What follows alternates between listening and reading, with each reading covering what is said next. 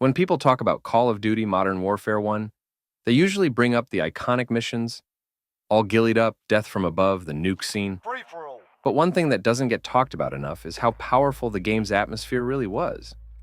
In fact, I'd argue that's the secret reason it's remembered as one of the best shooters ever made. Think about the opening. Before you even fire a shot, the game sets the tone with a shocking execution scene. You're literally in the eyes of a man being dragged through a city under hostile control. Helpless as chaos unfolds around you. No guns, no tutorial, no safety net, just pure immersion. That atmosphere hooks you before the gameplay even begins. And then you've got missions like all Ghillied Up.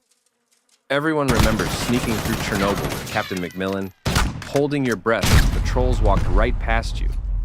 But what really makes it stick is the silence. The grass moving in the wind, the faint sound of dogs barking in the distance, the sheer tension of not wanting to breathe too loudly. The atmosphere here does all the heavy lifting.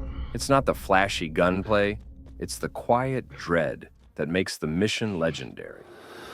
Even in louder moments, like shock and awe or the TV station assault, modern warfare nails atmosphere through small details.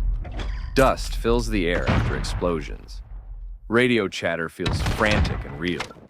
NPCs shout panic and take cover in ways that make you feel like you're part of something bigger than yourself. It's not just shoot the enemies and move on.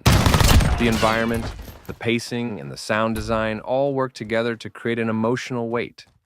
One thing people forget is how the nuke scene hits harder because of atmosphere too. You're not just told a nuke went off.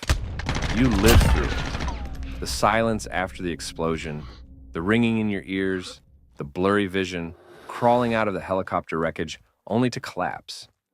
That whole sequence works because of how the game builds an atmosphere of shock and hopelessness.